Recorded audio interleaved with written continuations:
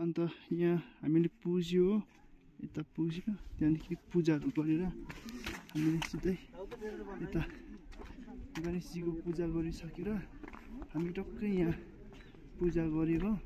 यो नन्दी भगवानले पूजा गर्यो।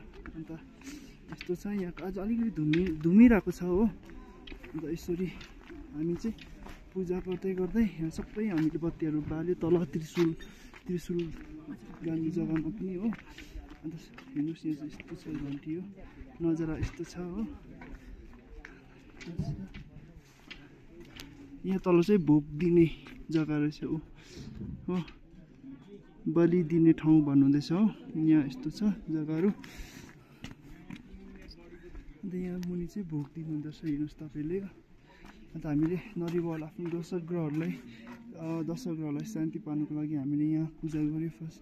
अन्त यता पाथिभरा माता यहाँ हुनुहुन्छ हो।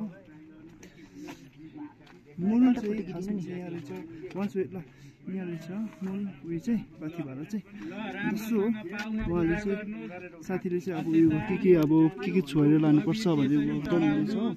अन्त हामीले चाहिँ पूजा चाहिँ अघि गरिसकेको हुनु चाहिँ हो। अन्त यहाँबाट केहरू छानेर चाहिँ आफ्नो घरमा फ्यामिलीले लानु पाउँदो रहेछ हो।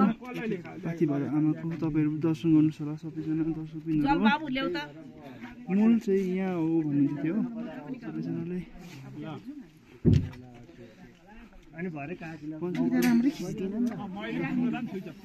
सो तपाईँले यो भिडियो कस्तो लाग्यो हो, कस्तो छ होला, यहाँको नजाराहरू चाहिँ यस्तो छ।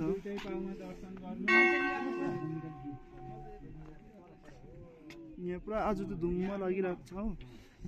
हेर्नुहोस् यस्तो छ हो, जग्गा एकदम दामी छ। पर फर्किनु हुँदैछ अहिले चाहिँ, हामी चाहिँ फर्किनु आँटेको। अन्त ल सो गाइस बाई बाई, फेरि भरे तल भेटौँ ल।